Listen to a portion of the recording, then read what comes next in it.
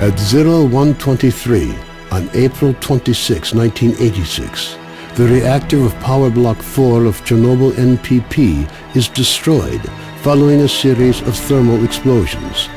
The resulting radioactive cloud moves across the European part of the USSR, Eastern Europe, and Scandinavia, eventually reaching America.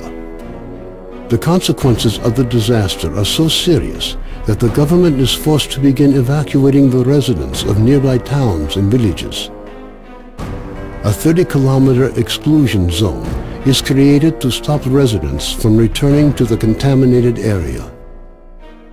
Despite the disaster, the Chernobyl NPP continues to operate.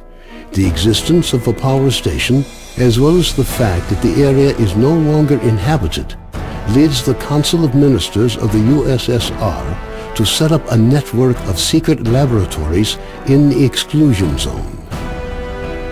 June 11, 2006. The exclusion zone lights up with a flash of blinding light as clouds can be seen evaporating in the sky. After a moment of complete silence, a peal of thunder shakes the ground. Most of the government forces guarding the perimeter are killed instantly. 2008. Scientists are still unable to explain what happened.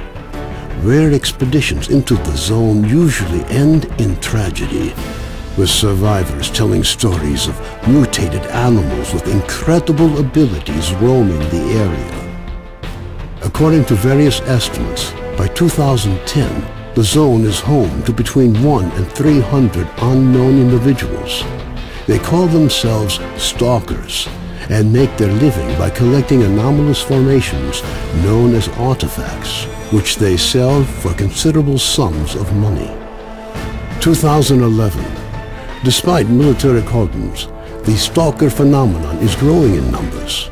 However, stalkers travel primarily around the zone's edges, with the center remaining terra incognita. The few attempts to penetrate deeper into the zone have all ended in failure. 2012. A stalker called Strelok solves the secret of the brain scorcher, a man-made emitter that had blocked the way to the center of the zone for years. After the brain scorcher is disabled, all stalkers rush for the center of the zone, some in hopes of finding a treasure trove of artifacts, others in search of the wish granter.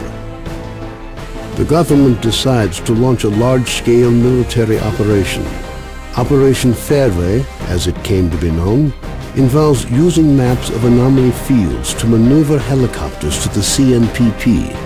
Despite meticulous preparation, the operation is a failure, and none of the helicopters return from the mission.